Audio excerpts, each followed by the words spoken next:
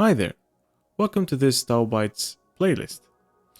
In this playlist, we're going to be making a fully functional online marketplace using only Taubyte. Our first step would be to create locally, then push to production online. To do that, we're gonna have to first create a universe. So let's go create a universe on Dream Desktop. I'm gonna name it eMarketplace and create the universe. After that, let's start it and connect to it using the console. So go to console.taubyte.com, enter your email, and then choose the universe you just created. So eMarketplace. Log in with GitHub. After that comes the step where we create our project. So I'm going to name it eMarketplace again. Oh, misspelled that. Marketplace. And I'm going to make it a private project. Create the project. Marketplace. Oh, we need to use underscores. All right, we're done with the first step. We're in our dashboard, and as you know, the project contains a front end and a back end. I chose to start with the back end first, which is gonna have multiple services, each service that does something specific. Let's go to applications. I'm gonna create the first one, which is gonna be the Auth service. All right, let's push our config and code repos and write our first init commit. Finish. And since we're using Dream Desktop and not production, we'd have to simulate the webhook, which otherwise would happen automatically on production. Let's enter the project and click push all to trigger a build. Go to the build section and we can find two new jobs, one for code and one for config. All right, let's get back to our application and Auth Service. And since we're vibe coding, we're gonna need a repo to put all our codes in. If we use serverless functions directly, we'd have to manage each function on its own and its inline code, but we're gonna use a library and that would make our lives easier. I'm gonna name it Auth Service and I'm gonna let the system decide every other parameter by default. It's an empty Go library and let's generate. All right, let's push again and write Auth Service library and finish this. And let's push all to trigger a build. If we go to the build step, we will find that we have two new config and code jobs. I'm going to leave that build running and visit our library repo. One of the benefits of a library is a separate repo, which you can clone to your system and use any tools, especially AI tools or editors, that you want. I'm going to clone this on my system. All right, I've created an empty folder and opened Cursor, which is my favorite AI editor, into that folder. So let's use the terminal, git clone, and use the URL. So it clones it right in this project, TB library auth service. We have our entry point .taubyte folder, which has the build script and the config.yaml. We already have some errors, but that's easily fixed with go mod tidy, and the error is gone. Now for the AI to create Taubyte functions and any other resource, we need a guide, something like a documentation, which we can get from a public repo on the Taubyte GitHub. We can git clone agents.doc under the Taubyte GitHub. Let's clone it. All right, it's done. And here is our documentation. Now the AI can read this documentation and create our functions and resources without getting confused. Let's change our entry point name. I'm going to name it auth and then service with the camel case. All right, our first command is to tell the AI to create a fully functioning, simple auth CRUD API using JWT. And let's prompt him to use different files for organization needs. I'm going to also prompt him to use only simple and necessary code, since AI sometimes spits out rubbish code. I'm going to also prompt him to use the agents.doc as documentation for Taubyte using the plan mode and enter. As you can see, the AI already planned how this auth service would be coded. So it has the models for the user model, the JWT utilities, utility functions, HTTP handlers, post, get, put, delete, and database helper. It has a to-do list. I'm just gonna click build and let it do its thing. All right, it created a utils, models.go, JWT for JWT, and databases, then our handlers file. It created the exported logic for what is going to be our serverless functions endpoints. We have the register, logging, get user, update user, and delete user. All that's left to do now is to create the serverless functions. Of course, push this code to GitHub, then create serverless functions that take these exported functions as their entry point. Let's accept all, and then we need to cd into, well, writing in the wrong place. Let's cd into the library, then let's git add everything, then git commit and add a commit message. It requires a value.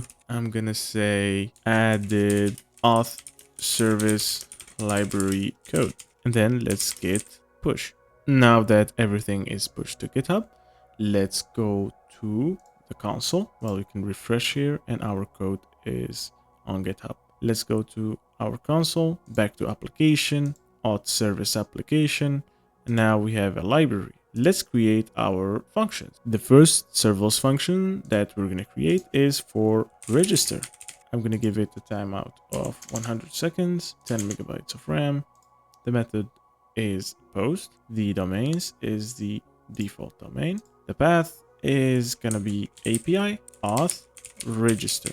The source is going to be our library, and the entry point is going to be the name of the exported function, which is register. Okay. Now the second serverless function is login, the same timeout and memory. It's going to be a post function. So post, the domains is the global domain, and the path is going to be API auth login and enter. Use the library source, and the exported function name is login. Let me just verify it's post. Yeah.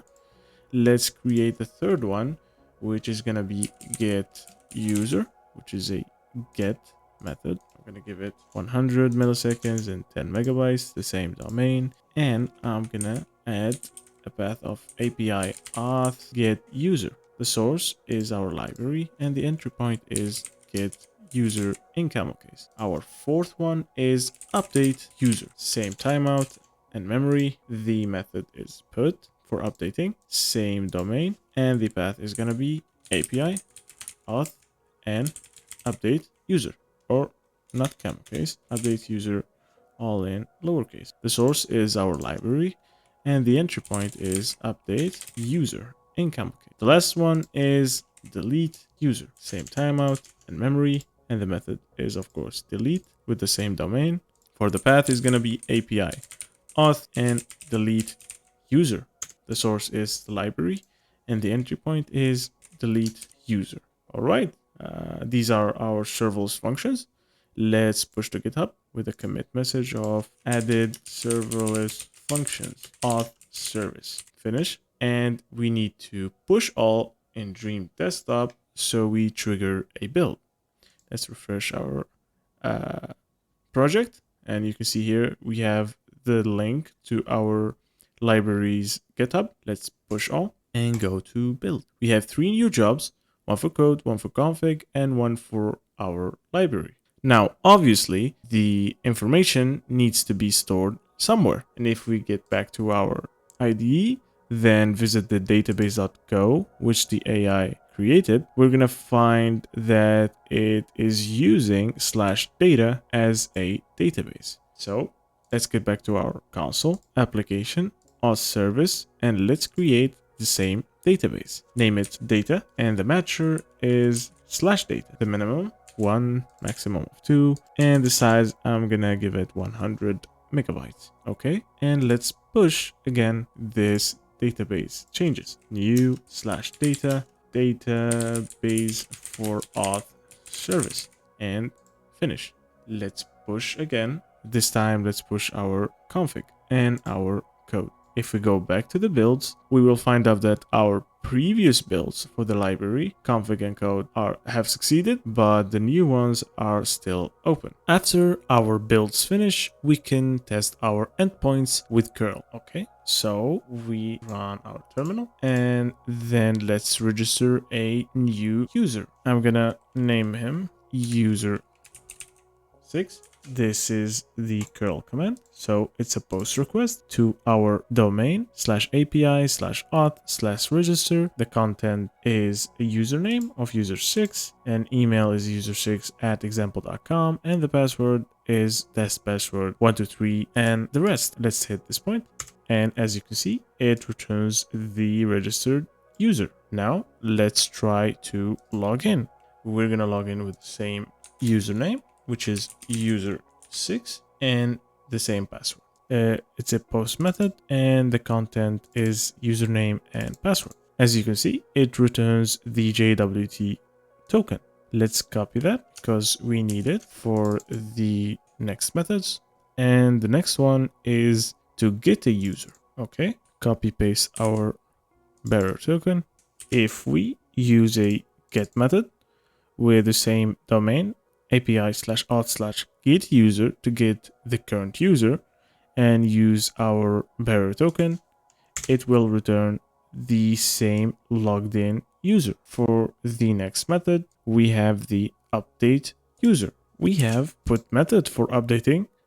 We paste our bearer token and we're going to change the email from user6@example.com to user6_new@example.com. And you can see that it returns the user updated. Now for the last endpoint, we have the delete user. For the delete user, we can delete the current user that's logged in using a delete method. And you can see that the message is user deleted successfully. Now our API endpoints are working successfully. All of them. All the register, get user, delete user, login, and update user. What's left is to create the front end. You can create another application for the front end, but I'm just going to use the global website resource. I am going to give it a name of front end and a path of / validate. Well, let's pick the domain and validate. I'm going to choose an empty repository.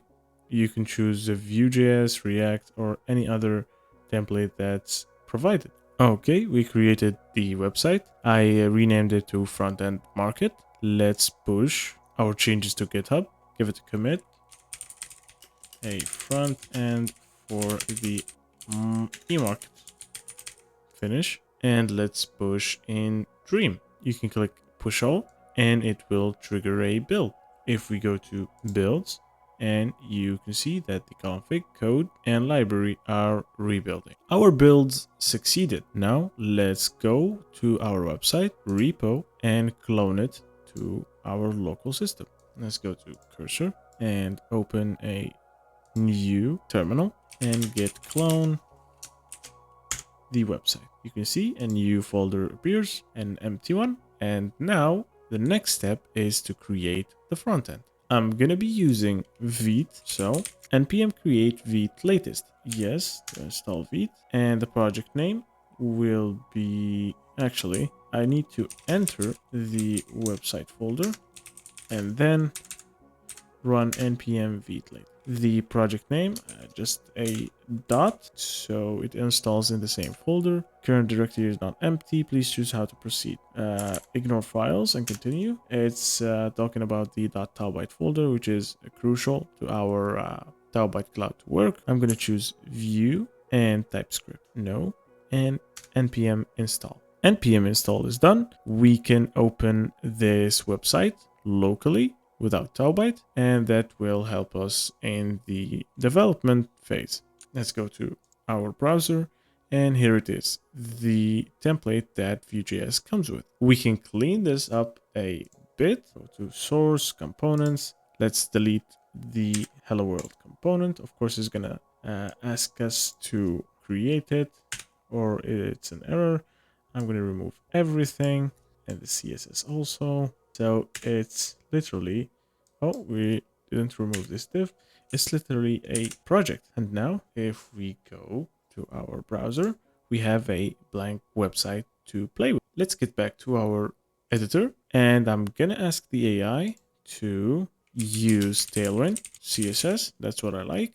And to create a minimalist, elegant auth page. I'm gonna ask it to use env.env file for the base URL, and I'm just gonna paste the previous curl commands, and it will automatically create our auth page. Well, that leads to an empty dashboard. And of course, I'm gonna provide the website folder. Well, not here, maybe. Now I'm gonna ask it to do its thing. Okay, it's done creating the front end.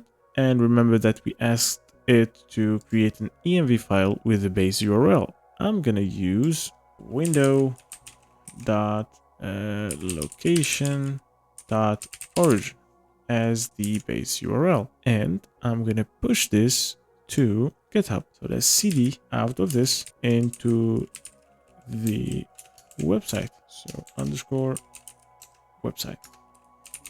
Clear this and get add, get commit, and created the website, and git push. Of course, after we push, we must build using Dream Desktop. Let's refresh our project, and you can see that we have the website right over here. Let's push to trigger a build for our website. Go back to the console, builds, and we will find the website job open. Now we can see that the job has succeeded, but this is a common mistake that everybody falls into using Taubyte for the first time. Let's go back to the editor. See, we have this .taubyte folder for each resource we create, say like libraries and websites. If we open it, we have a build.sh and a config YAML. And the build.sh is empty for now. So when building these resources, it will show success, but it's not actually succeeding since nothing is happening in the build script. Now, what we have to do is to update this script. We're going to tell it to install the dependencies, so npm install, then npm run build. Then we'll move the dist, which is the build that it makes after npm run build, to out. Okay, let's save this and go to config.yaml. So in the config.yaml, the image that we're using is very important. Some versions of front-end frameworks work with certain node versions. So just like here, we're going to use the 20 Alpine version. And let's git add, git commit, and add a message of fix the build and the config.yaml. Let's git push this and rebuild our resource. This time, we're going to rebuild the config and the website. If we go back to the console and refresh, we have two jobs open, one for the website and one for the config, but this time with the correct config.yaml and the build script. Okay, the jobs are done building. Now, if you run our front end website, it will run perfectly. And you can see it's on the Taubyte network and not on localhost. If we try to sign up, it will say registration failed. And this is another problem or another mistake that new Taubyte users fall into. Let me explain. If we go to our dashboard and then applications, auth service, and check the domain that we are using for the endpoints, we will find that this is a domain specific only for the application of Auth Service. But if we go to website and check the domain that it is using, we'll find out that it is another domain. But since we're using window in the Auth Service, if we check here, we're using window location origin, which is the same origin as the Auth Service. It's not gonna work because the two domains are not the same. We have two options here. We can either go to our console and create a global domain, which is the generated domain in this case, and go to our functions in the application and change each and everyone's domain to the global domain. Or we provide this application's domain in the front end. But bear in mind that when we push to production, you'd have to do this with the production domain too. So if you want to go the other route of creating a global domain for everything, that would be easier pushing from local to production. I'm just going to do that now. So let's go back to function. First of all, let's delete this domain and go back to function, register, and delete the domain and use the generated one. Let's do this for all the functions. Okay, delete this. All right, and let's push our config. Updated to use the global domain. Finish. Now we need to go to Taubyte desktop and push our configuration. If we go back to builds, we will find an open job for the config. Now, after the config build is successful, let's go back to our website, refresh, and let's go sign up a new user. Well, new user 5. And let's use the new user 5 at gmail.com and a password of new user. Let's try to register an account. And as you can see, it was successful registering a new account. And here is our email and our credentials.